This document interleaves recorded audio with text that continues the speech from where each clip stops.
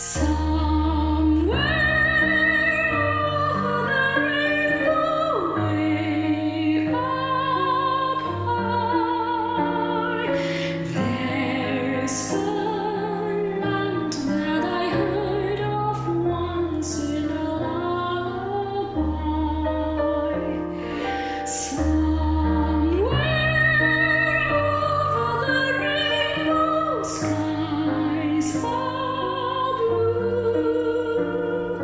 and the dreams that you dare to dream really do come true. Someday I wish upon a star and wake up where the clouds are far behind me, where trouble smells like lemon drops away above the chimney tops. That's where you'll find me. Somewhere over the rainbow, bluebirds fly. Birds fly over the rainbow. Why then, oh why can't I?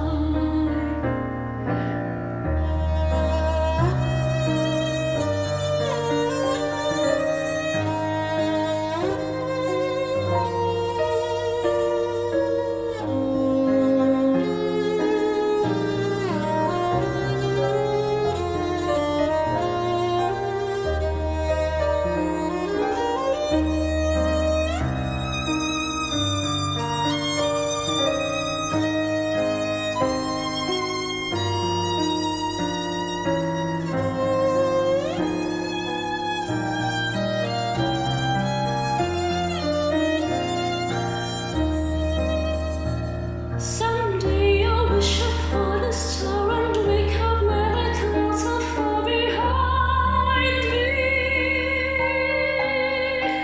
where trouble smells like lemon drops away above the chimney tops. That's where you'll find me. Somewhere over the rainbow, bluebirds fly. Birds fly over the rainbow. Why then, oh why can't I?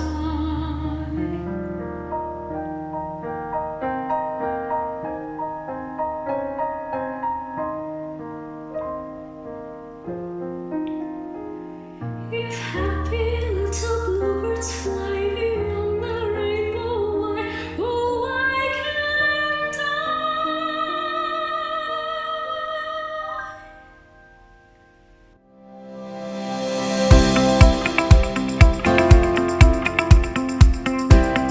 Halo, selamat datang di online experience kita pada hari ini. Feel free buat like, komen, dan subscribe supaya nggak ketinggalan tayangan-tayangan kita berikutnya. Tangga memiliki fungsi untuk menghubungkan dua ruangan yang lebih tinggi dengan yang lebih rendah, seperti tangga ini. Biasanya untuk mencapai ruangan yang lebih tinggi, kita harus melewati beberapa anak tangga, bahkan ada yang ratusan anak tangganya. Nah, kebetulan hari ini tema khotbah kita berhubungan dengan tangga, yaitu lebih baik dari pijakan dan sandaran yang solid oleh Pastor Jason. Kiranya lewat ceramah yang diberikan dapat memberikan kita kekuatan dan semangat yang baru dalam menjalani masa-masa yang sulit ini.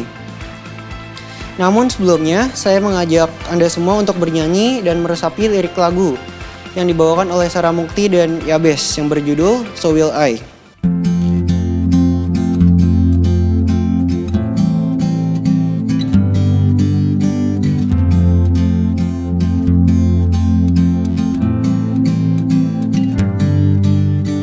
God of creation, there at the start, before the beginning of time.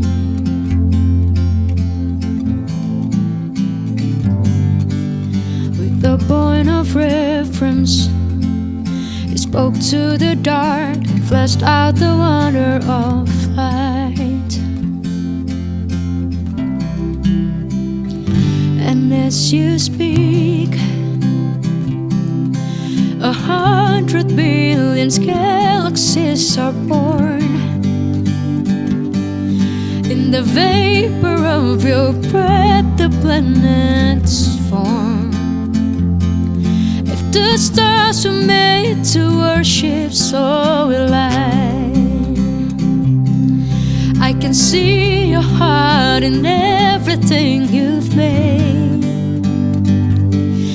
Every burning star a signifier of grace. If creation sing your praises, so will I.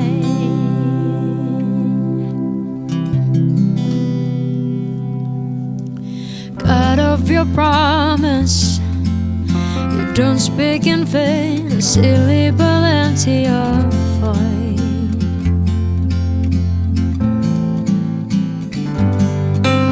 For once you have spoken, all nature and science follow the sound of your voice. And as you speak, 100 billion creatures catch your breath, evolving in pursuit of what you say. If it all reveals your nature, so will I can see your heart in everything you say. Every painted sky, a canvas of your grace. If creation still obeys you, so will I. So will I. So will I.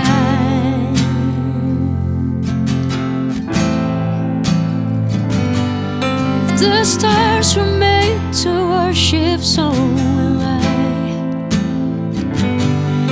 The mountains bow in reverence, so will I.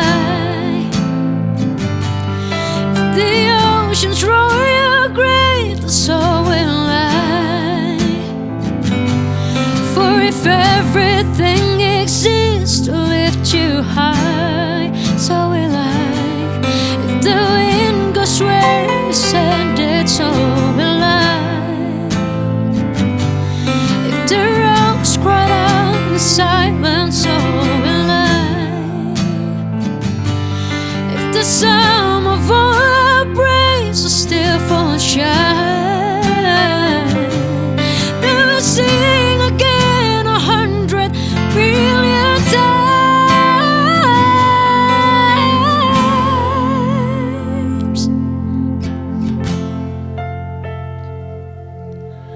God of salvation, chase down my heart through all of my failure and pride.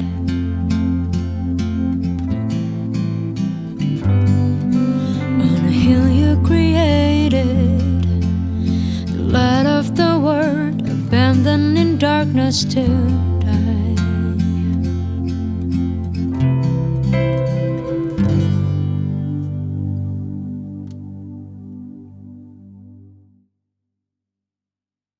Sejak saya kanak-kanak, dan kita semua juga mengalaminya, kita selalu bertemu dengan seseorang yang menunjukkan kepada kita sebuah tangga untuk kita panjat. Kemudian dia beritahu kita untuk mulai memanjat tangga tersebut. Kita panjat tangga tersebut sampai di puncak. Apa yang terjadi di puncak? Di puncak tangga yang satu, kita bertemu dengan orang lain lagi yang menunjukkan tangga yang lain lagi, dan kemudian memberitahu kita untuk memanjat tangga tersebut sampai ke puncak. Berulang terus sampai hari ini, kita menjadi orang yang ahli memanjat tangga. Tangga apa saja? Tangga loyalitas, tangga mencetak uang, making money, tangga kompetisi kerja, tangga jumlah kehadiran, tangga jumlah deposito, tangga menyenangkan orang lain, tangga next level leadership, atau yang di dunia gereja, bahkan ada yang di antara kita sudah meniti tangga, menaiki tangga pertumbuhan gereja. Jadi ada banyak sekali bentuk dan ukuran tangga. Kalau Anda Kristen, Anda mungkin dulu pernah mengikut sebuah kelompok denominasi Kristen tertentu. Dan di denominasi tersebut Anda ketemu dengan orang yang menunjukkan sebuah tangga untuk Anda naiki. Tangga pertumbuhan rohani, tangga kelas-kelas pendalaman Alkitab, tangga kelompok pemuritan. Meminta Anda untuk menaiki tangga-tangga tersebut. Anda sampai di puncak. Pada saat Anda sampai di puncak tangga denominasi tersebut, Anda ternyata ketemu dengan orang Kristen lain lagi yang menunjukkan tangga yang lain lagi untuk Anda naiki. Yang mana proses tersebut kita jalani terus-menerus tanpa henti sampai hari ini. Terus bersaing menaiki tangga sampai di puncak. Tapi semua pengalaman menaiki tangga tersebut membuat kita sampai ke titik hari ini di mana kita menemukan sebuah big problem dengan tangga. Sebuah masalah besar dengan tangga, yaitu ini. Hanya sedikit dari kita yang pernah mengambil kelas untuk tahu apakah sebuah tangga yang kita naiki itu bersandar di tembok yang tepat. Apakah sebuah tangga itu tembok yang menjadi sandarannya kokoh? Saya pernah menjadi korban orang yang menyandarkan tangga di tembok yang salah. Saat itu usia saya masih mungkin 3 atau 4 tahun, masih kecil. Saya sedang main-main di samping sebuah tembok. Ternyata di balik tembok tersebut ada orang yang sedang meletakkan tangga di tembok tersebut, membersihkan pohon atau apapun yang dia kerjakan, saya nggak tahu. Yang ternyata tembok yang disandarin tangga tersebut ternyata tidak melekat kokoh di 2 tiang di samping kanan kirinya, dan temboknya sudah rapuh. Sehingga apa yang terjadi? Tembok setinggi 3,5 meter tersebut roboh menimpa saya yang kecil, yang imut-imut, yang kasihan banget. Babak belurlah saya. Karena apa? Ada orang yang menyandarkan tangga di tembok yang salah. Bagi kita yang hobi menunjukkan tangga dan menaiki tangga, mungkin tokoh-tokoh agama ini yang hobi seperti itu. Pertanyaan yang akan kita bahas hari ini dalam episode ini adalah ini. Apa Anda tahu tangga Anda sedang bersandar di tembok yang tepat? Bagaimana Anda tahu tangga Anda sedang diletakkan di pijakan yang tepat? Seorang pengikut Tuhan Yesus Kristus namanya Paulus, dia mengajar teman-temannya di Korintus, di kota Korintus, dan juga mengajar kepada kita semua hari ini. Dia menulis 1 Korintus 12 dan 13. Ini adalah alat tes untuk mengukur, untuk tahu apakah tembok dan pijakan di mana kita meletakkan tangga adalah tembok atau pijakan yang tepat. Ini adalah cara mengukur what to measure, ya, apa yang harus diukur. Dalam 1 Korintus 12, Paulus mengakui ada orang-orang yang memang suka berlomba menaiki tangga hikmat, tangga pengetahuan, dia katakan dalam ayat yang ke-8. Ada juga yang menaiki tangga iman, berlomba menaiki tangga iman dalam ayat yang ke-9. Dia juga berkata ada yang menaiki tangga berkompetisi membuat mujizat, bernubuat, berbahasa asing yang gak ada kamusnya. Dan semua tembok sandaran atau tanah pijakan tersebut, dia berkata dalam ayat yang ke-11 adalah ini. Semuanya itu dikerjakan oleh Roh yang satu dan Roh yang sama, yang memberikan karunia kepada tiap-tiap orang secara khusus seperti yang dikehendakinya. Paulus kemudian lanjutkan, ada juga yang bersaing menaiki tangga, menunjukkan bahwa dirinya adalah bagian tubuh yang paling penting. Tangga menaiki peran sebagai mata, berfungsi sebagai tangan, sebagai telinga, sebagai kaki. Semuanya itu dijadikan tangga persaingan untuk siapa yang berhasil menaiki paling cepat dan paling bisa sampai ke puncak. Tetapi apapun karunianya, Paulus tanya, kamu tahu nggak tanggamu itu bersandar di tembok yang tepat? Kamu mau memanjat tangga rasul, tangga nabi, tangga pengajar, tangga pelayanan, tangga kepemimpinan pun, wall-nya, temboknya, atau ground-nya, atau tempat pijakannya adalah ini.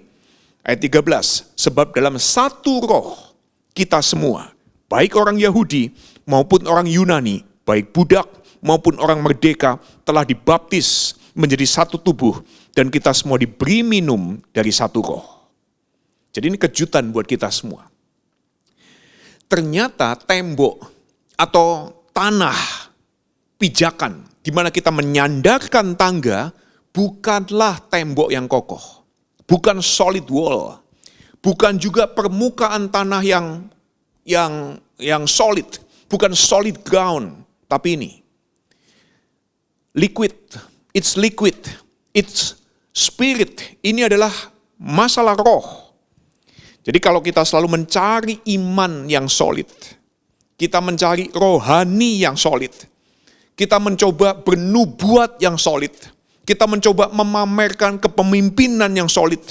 Paulus bilang, tidak ada solid wall, tidak ada solid ground, gak ada yang namanya tembok kokoh, tanah yang kokoh, yang ada liquid wall, liquid ground. Nah dia belum stop, itu 1 Korintus 12. Dia lanjutkan dalam 1 Korintus 13 mulai ayat yang pertama dia berkata seperti ini. Sekalipun aku ada di puncak tangga bahasa manusia, aku bisa bahasa semua manusia, bahkan aku ada di puncak tangga bahasa malaikat. Jika tangga tersebut tidak aku sandarkan pada kasih, itu seperti gong yang bunyinya berisik. Sekalipun aku ada di puncak tangga karunia hebat bernubuat, aku tahu semua rahasia. Aku ada di puncak semua pengetahuan. Pengetahuanku begitu luas. Bahkan aku ada di puncak tangga iman untuk memindahkan gunung sekalipun. Tapi jika semua tangga karunia, pengetahuan, iman tidak bersandar pada kasih, dia bilang semuanya itu useless. Semuanya itu shaky, gampang ambruk. Dan kemudian dia berkata ayat yang ke-8, kasih tidak berkesudahan, nubuat akan berakhir, pengetahuan akan lenyap, tapi kasih akan ada selamanya. Karena jika yang sempurna tiba, maka yang tidak sempurna akan lenyap. Apa yang sempurna? Dia akhiri dengan ayat 13 berkata seperti ini, demikianlah tinggal ketiga hal ini, iman, pengharapan, dan kasih, dan the greatest, yang terbesar, yang paling sempurna adalah kasih. Jadi, saudara mau tahu, sandaran atau pijakan yang paling sempurna untuk tangga apapun yang Anda dan saya panjat adalah ini. It's spirit. God is spirit. It's love. God is love. Jadi itu sandaran bagi tangga apapun, tangga pekerjaan, tangga kesetiaan, tangga ketaatan, tangga ritual atau tindakan agamawi kita. Semua tangga tersebut sandarannya adalah pada roh, pada kasih Allah. Itu liquid, cair, bukan solid ground, bukan solid wall. Ya, jadi there is no solid ground for our ladders. Gak ada solid ground untuk tangga-tangga kita. Kenapa? It's spirit. Ini love ground. Ini liquid ground. Kita yang pernah puas dengan apa yang kita anggap sebagai tembok atau pijakan yang kokoh. Kita mungkin pernah menganggap seorang dosen sebagai pijakan atau tembok yang kokoh. Kita mungkin pernah berpikir seorang figur tertentu, figur otoritas atau sebuah sistem, atau sebuah struktur, atau sebuah institusi, atau sebuah kode, atau sebuah movement adalah solid wall, solid ground. Dan apalagi ditambah dengan semua aturan, teachings, pengajaran, slogan, rencana, ada mantra-mantra, bahkan ada lagu-lagu Kristen tertentu, ada doktrinnya, ada stepnya, bahkan ini, kita pun merasa ajaibnya menjadi bagian dari sebuah komunitas. Dan kita merasa nyaman, kita merasa puas. Karena semua tangga tersebut, waktu kita jalani, pada saat kita mengambil next step untuk kita ambil, kita menjadi bagian dari sebuah komunitas dan kita tidak merasa sendirian. Dan itu membuat kita tenang, kita nyaman, kita merasa ada di solid ground, solid wall. Sampai semua itu kemudian menjadi jebakan. Anda dan saya merasa dijebak, diperas uangnya, di-abuse, dan kemudian kita tiba di satu momen, di satu titik. Saya tidak lagi butuh semuanya itu. Kita menghabiskan banyak waktu selama ini mencari dan menginginkan solid ground.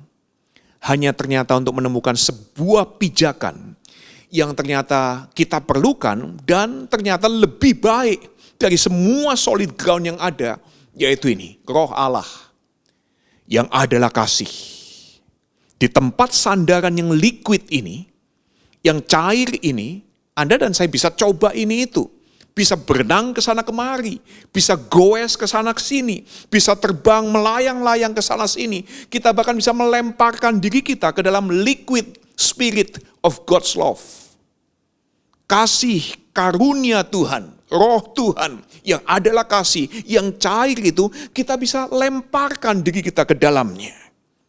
Dan Anda perlu tahu God's Spirit, roh Tuhan never stops unfolding. Tidak pernah terus berhenti mencipta, tidak pernah berhenti berbisik, tidak pernah berhenti berteriak kepada kita, tidak pernah berhenti mengundang kita untuk bersama-sama dengan Dia mengeksplor dan menikmati pengalaman-pengalaman yang ajaib.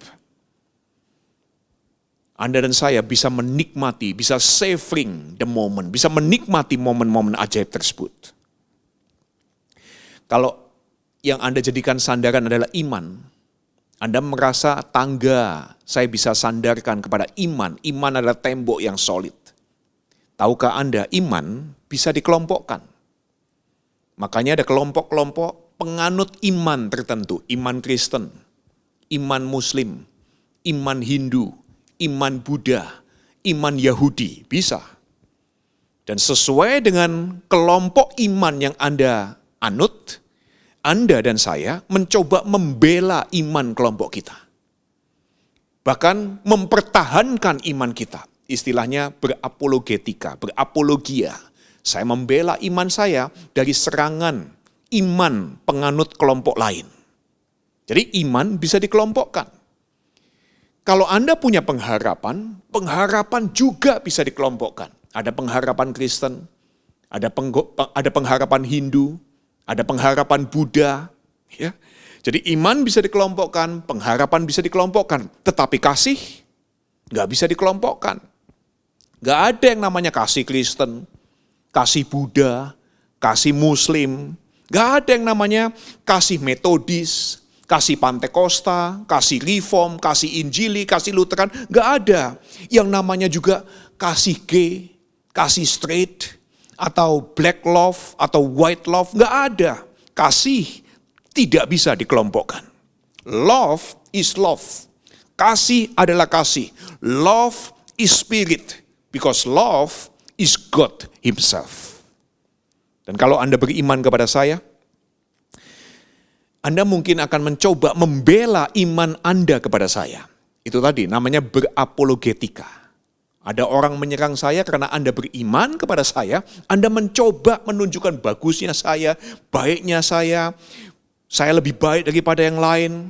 Tapi Anda perlu tahu, pada saat Anda menaruh tangga aktivitas apapun yang Anda punya pada iman Anda kepada saya, Anda bakalan kecewa. Karena apa? Karena Anda hanya beriman kepada saya, tapi saya tidak hadir bagi Anda pada saat Anda butuh. Saya nggak bisa ada di mana-mana. Jadi kalau Anda beriman kepada saya, Anda pasti kecewa. Atau Anda juga berharap kepada saya. Anda perlu tahu kalau Anda berharap kepada saya, Anda juga bakalan kecewa. Kenapa? Saya ternyata tidak bisa mendoakan Anda sembuh dari sakit. Saya tidak bisa mengunjungi Anda di masa COVID. Saya juga tidak mampu menghibur hati Anda yang susah untuk jadi senang. Anda butuh duit, saya nggak bisa kasih.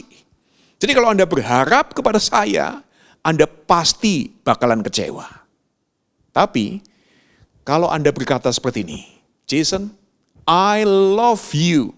Kalau Anda mengasihi saya, kasih itu real. Kasih itu sacrificial. Kalau Anda berkata Anda mengasihi saya, maka Anda rela melakukan apa saja demi kasih Anda kepada saya. Kenapa ada orang rela mengorbankan pernikahannya demi selingkuhannya?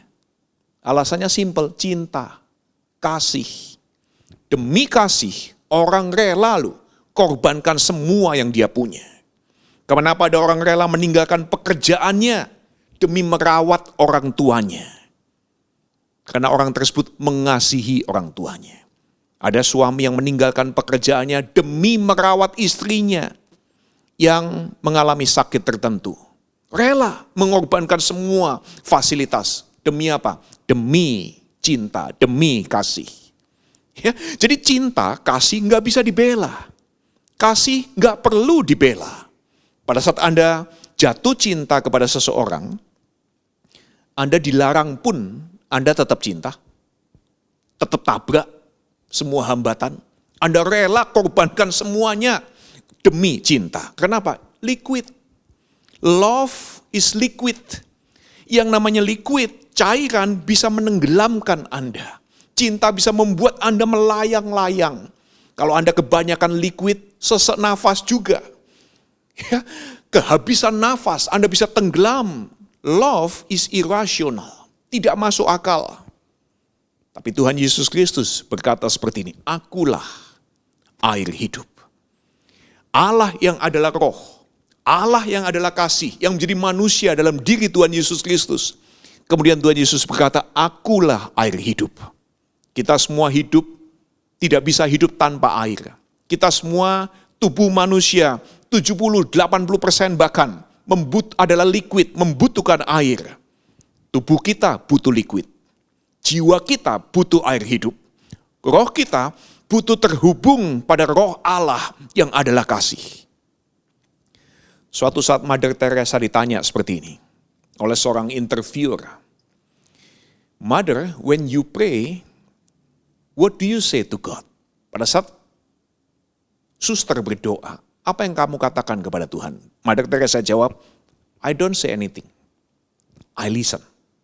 Saya tidak ngomong apapun, saya dengerin. Ditanya lagi oleh interviewernya.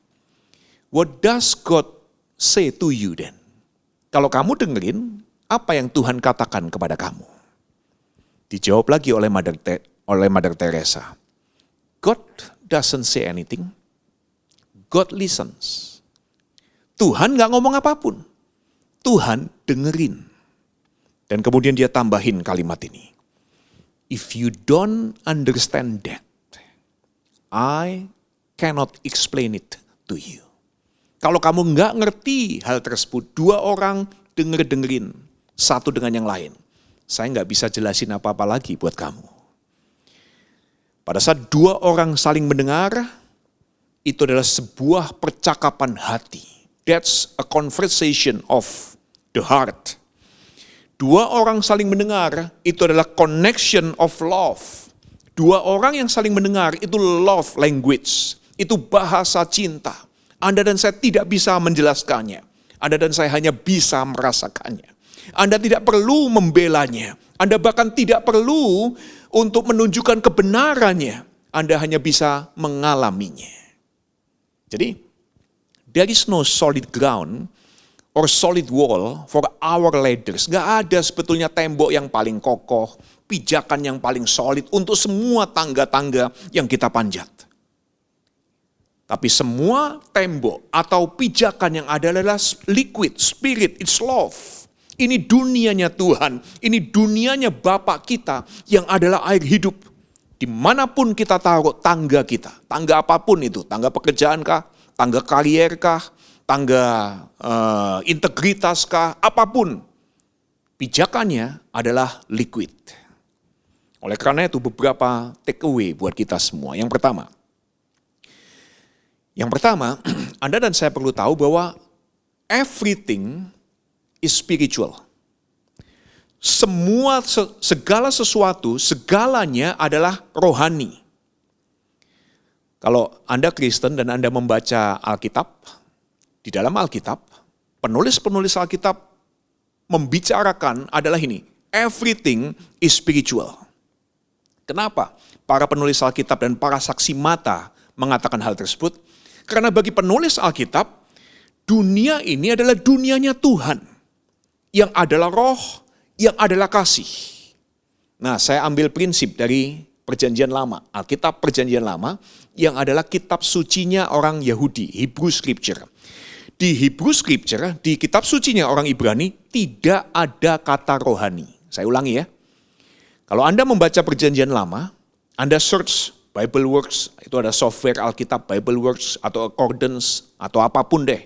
Anda search, cari kata rohani atau spiritual di Perjanjian Lama, di Old Testament. Anda tidak akan menemukan kata rohani ada di Perjanjian Lama, di kitab sucinya orang Yahudi.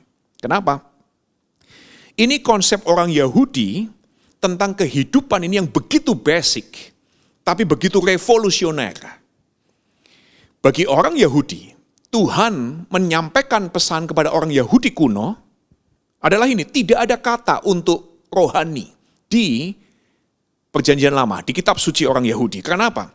Kalau sampai sesuatu disebut rohani, maka otomatis yang lain langsung dituduh unspiritual, nggak rohani. Kalau sampai satu kota Betel misalnya disebut rohani, maka kota lainnya, kota Yerusalem, kota Samaria langsung dituduh tidak rohani. Kalau sebuah sumur disebut rohani, maka sumur yang lain tidak rohani. Kalau satu orang imam disebut rohani, maka orang yang lain tidak rohani.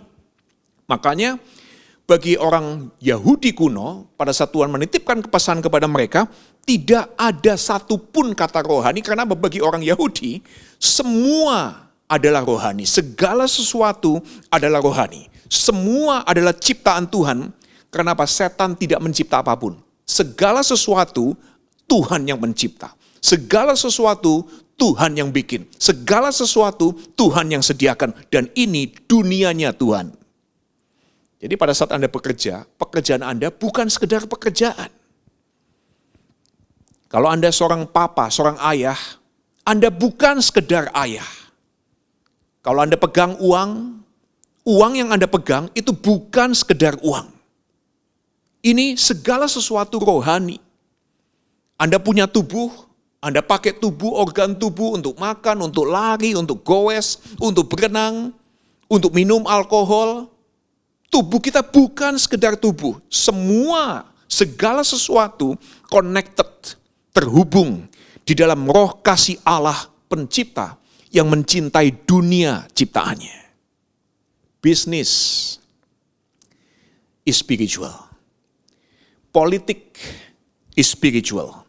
Education is spiritual. Art is spiritual. Science itu hal rohani. Pada saat Anda terlibat organisasi Greenpeace misalnya, memelihara alam ciptaan ini, memelihara dunia, itu rohani.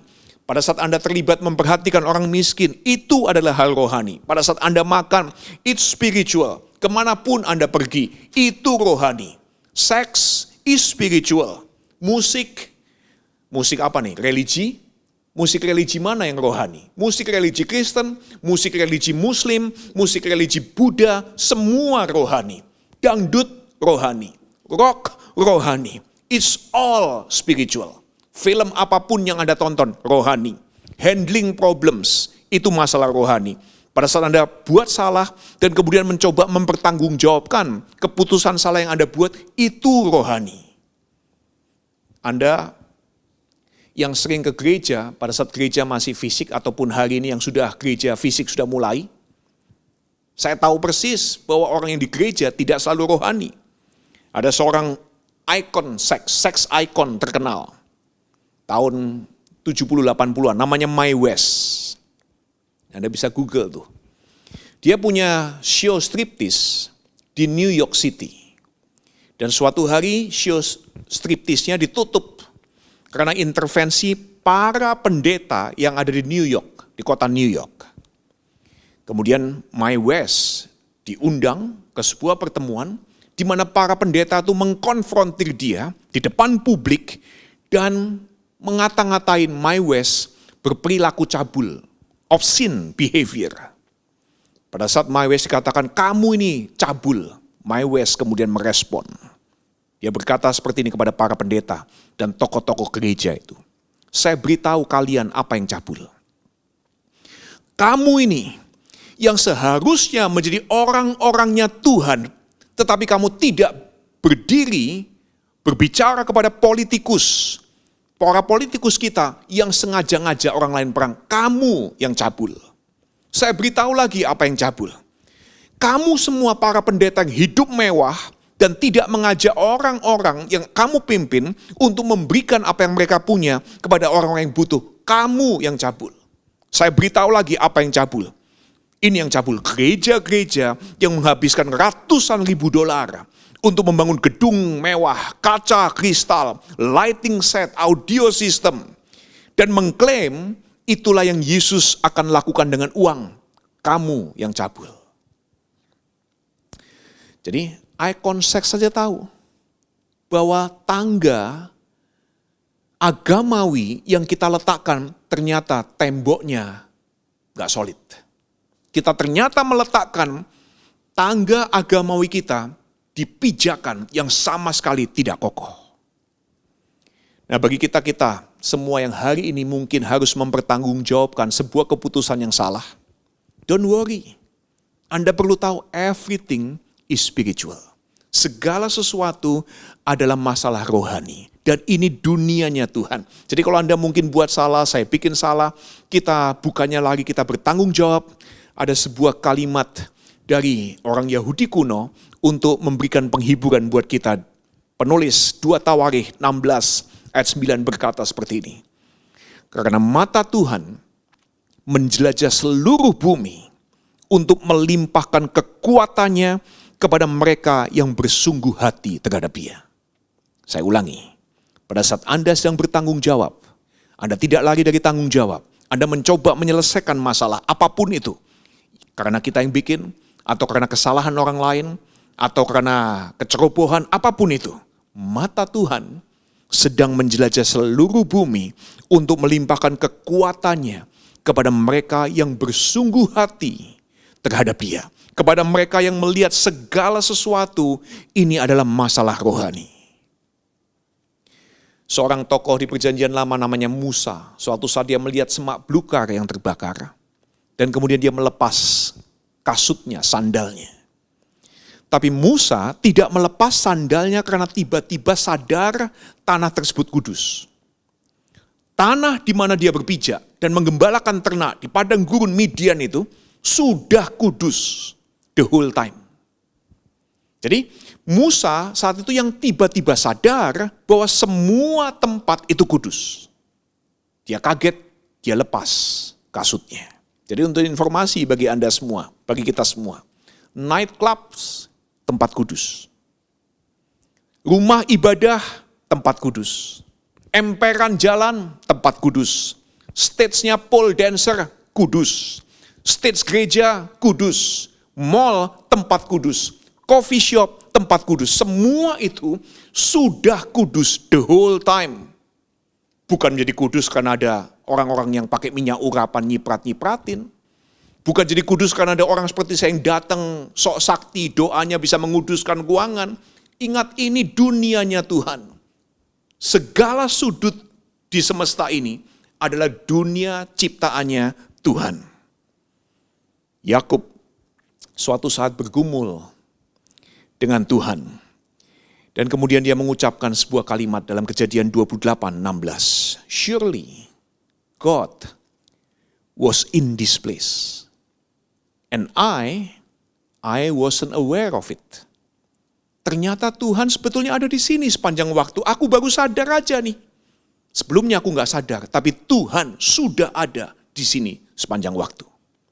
Pemazmur mengatakan dalam Mazmur 24 ayat 1. The earth is the Lord's and everything in it. Dunia ini adalah milik Tuhan dan segala sesuatu yang ada di dalamnya. Segala sesuatu yang ada di dalamnya. Anda mau ngomong apa saja, milik Tuhan. Daud mengucapkan sebuah kalimat yang terkenal. Kemanakah aku bisa pergi menjauhi roh-Mu ya Tuhan? Mau kemanapun, itu adalah tempat di mana roh-Mu ada. Jadi hidup ini semuanya rohani. Allah yang maha hadir ada di mana-mana. Jadi bagi yang Kristen, bukti kalau Anda Kristen adalah kalau Anda bisa melihat Kristus di mana-mana. Di orang yang susah, di orang yang sedang bergumul, di orang yang sedang kecanduan kerja, di orang yang sedang mengalami depresi, di orang yang sedang bersuka cita karena tiba-tiba mendapatkan berkat yang tidak terduga-duga. Bukti bahwa Anda dan saya Kristen adalah kalau kita bisa melihat Kristus ada di mana-mana.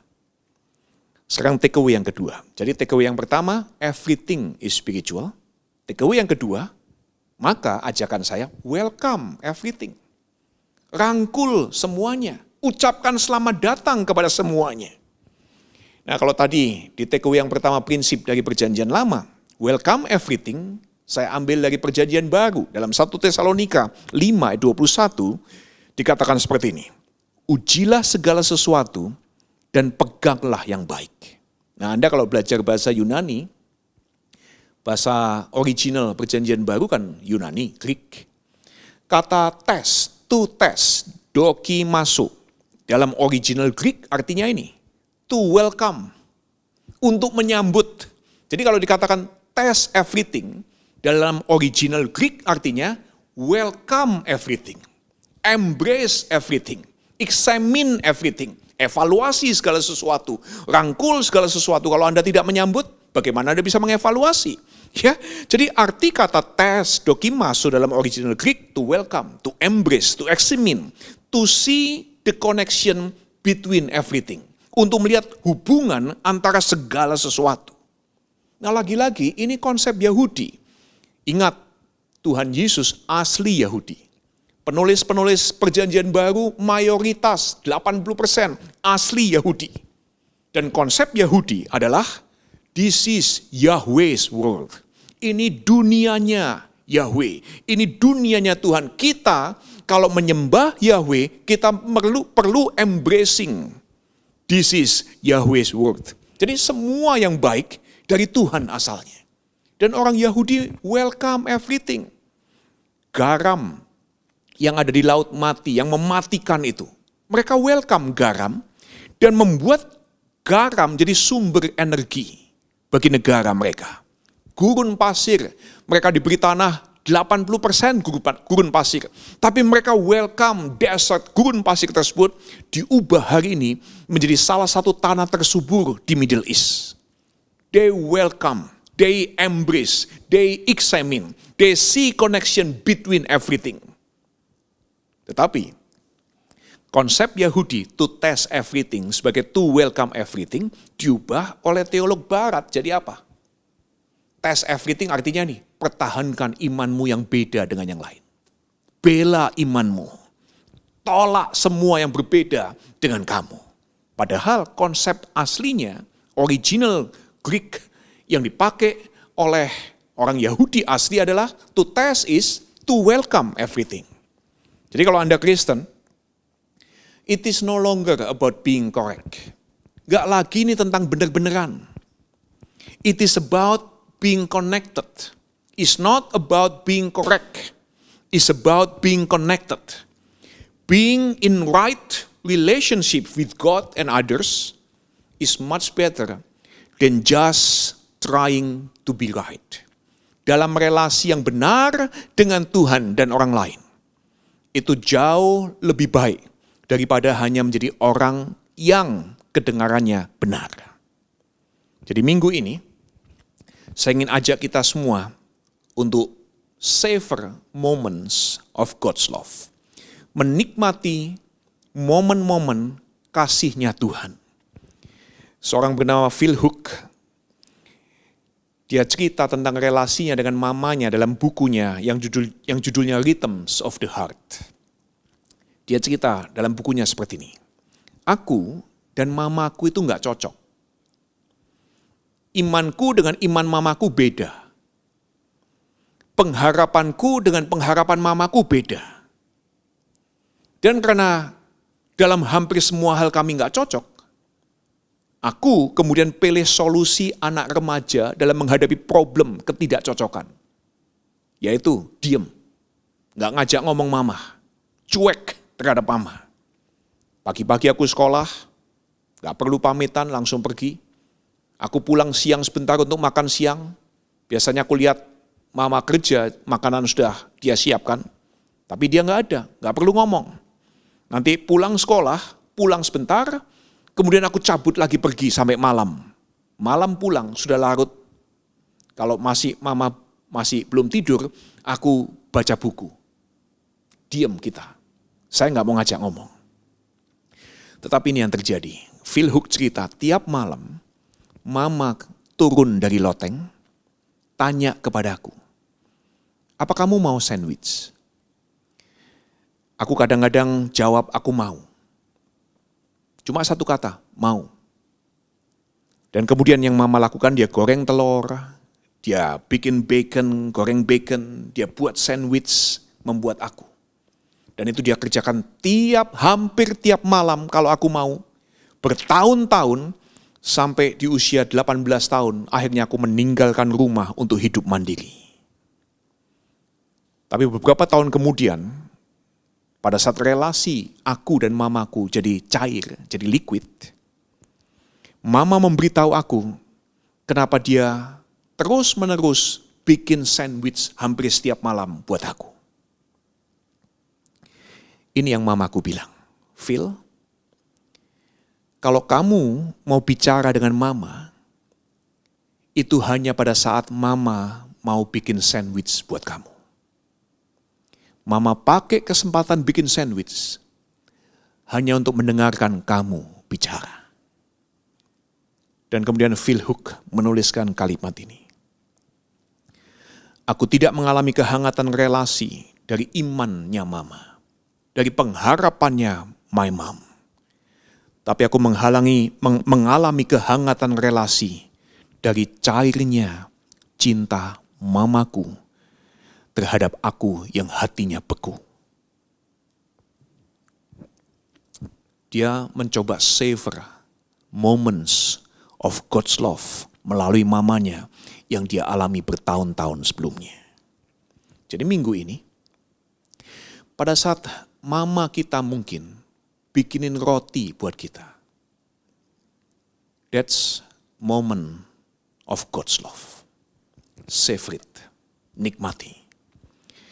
Pada saat istri kita mendengarkan kita dan dia melakukan kontak mata pada saat mendengarkan kita.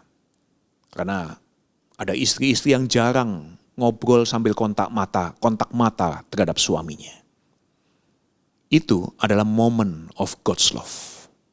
Savor it. Pada saat suami mijetin kita, itu moment of God's love. Savor it. Pada saat teman kita tiba-tiba WA nanya, apa kabar bro, apa kabar sis? Itu momen kasihnya Tuhan. Nikmati momen tersebut. Pada saat anak kita ngajak kita ngobrol, saking asiknya ngobrol sampai 30 menit, sampai 60 menit ngobrol. Padahal jarang anak kita ngobrol sampai 30 menit, gak tahan. Dia punya keasikannya sendiri. Tapi kalau sampai anak mau ngajak kita, orang tua, papanya, mamanya ngobrol 30 menit lebih. That's moment of God's love. Savor it. Kalau papamu, papa Anda, yang gak pernah bilang terima kasih. Tiba-tiba bilang, thank you for being my son. Thank you for being my daughter. That's moment of God's love. Savor it. Anda sebagai orang tua lihat anak Anda tidur. Kalau lihat anak tidur kan menyenangkan sekali ya. That's moment of God's love. Savor it.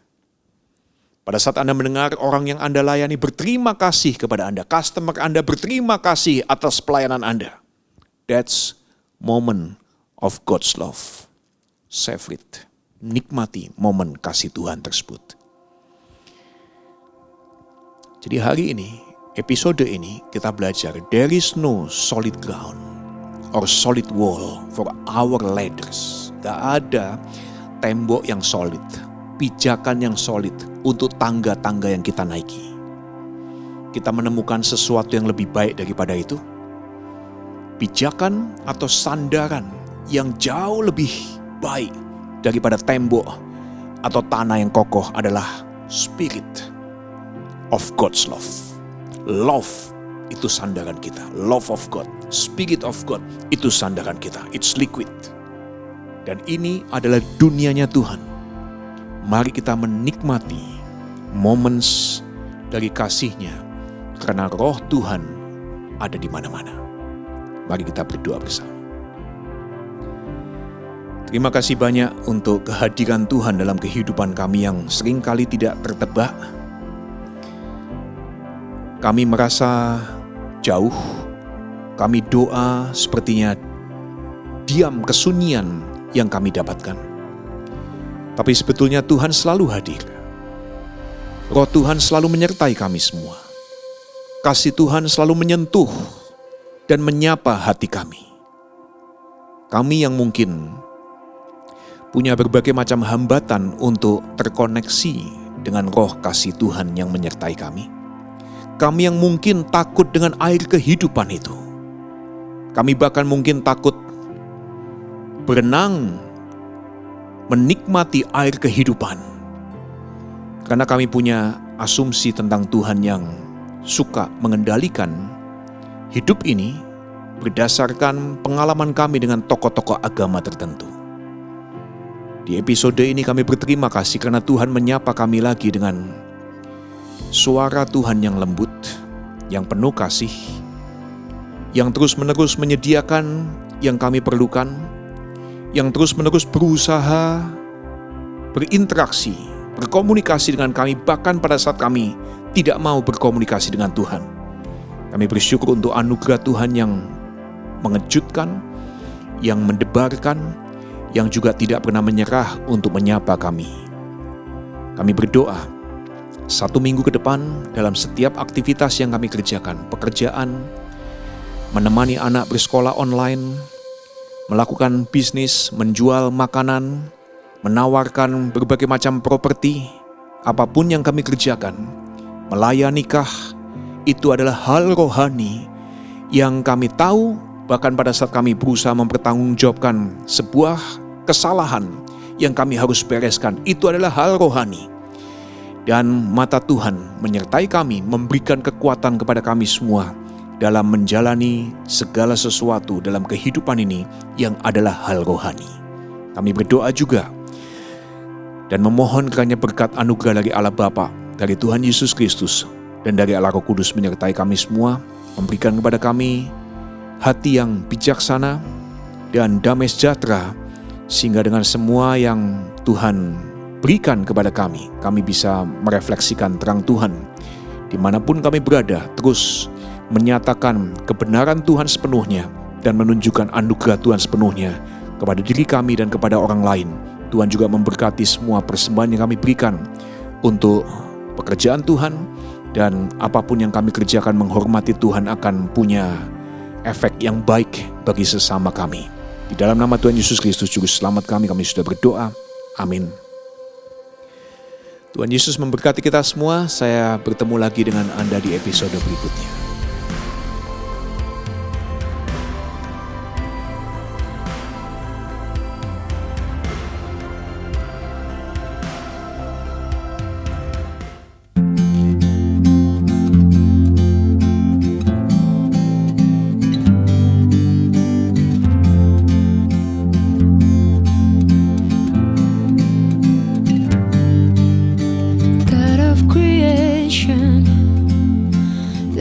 The start before the beginning of time.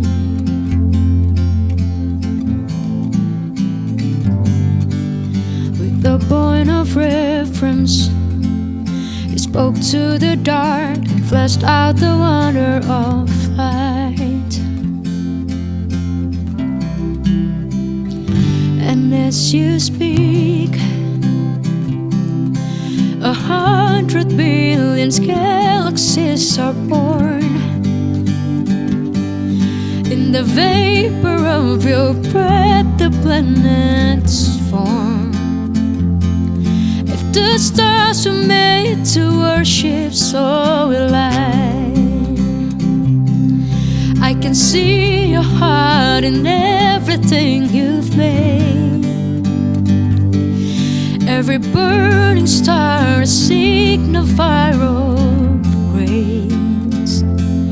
If creation sing your praises, so will I.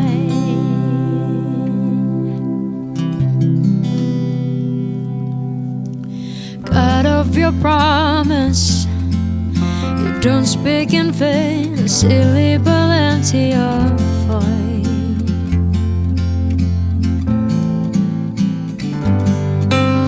For once you have spoken, all nature and science follow the sound of your voice.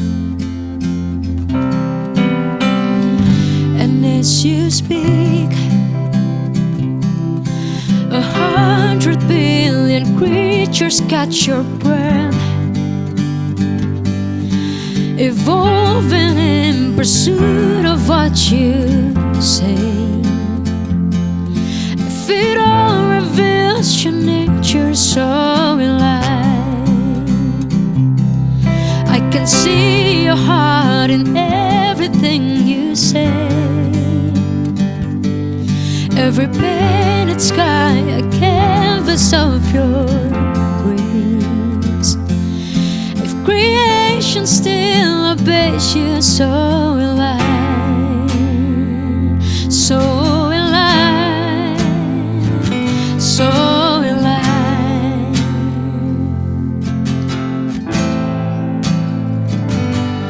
If the stars were made to worship, so will I. Bow in reference, so will I.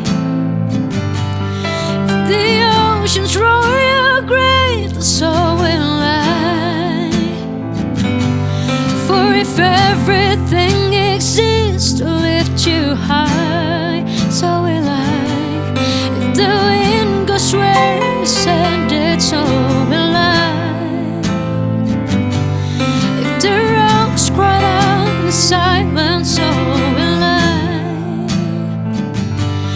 If the sum of all our praise is still fall shine, then we'll sing again 100 billion times.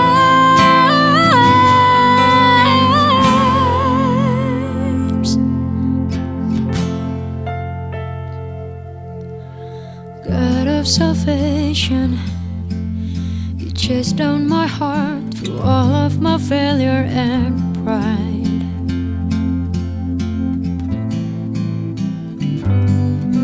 On a hill you created, the light of the world, abandoned in darkness to die.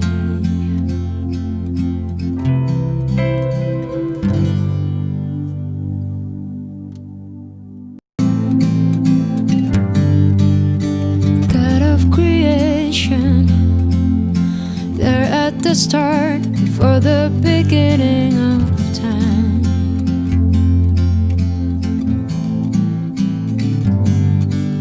With the point of reference, he spoke to the dark and fleshed out the wonder of light. And as you speak, 100 billion galaxies are born.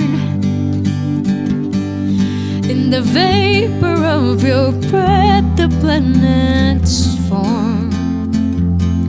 If the stars were made to worship, so will I can see your heart in everything you've made. Every burning star a signifier of grace. If creation sing your praises, so will I.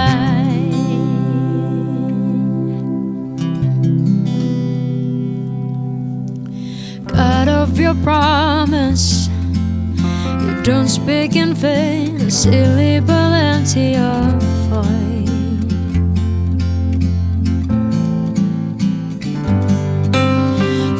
You have spoken, Nature and science follow the sound of your voice. And as you speak, 100 billion creatures catch your breath, evolving in pursuit of what you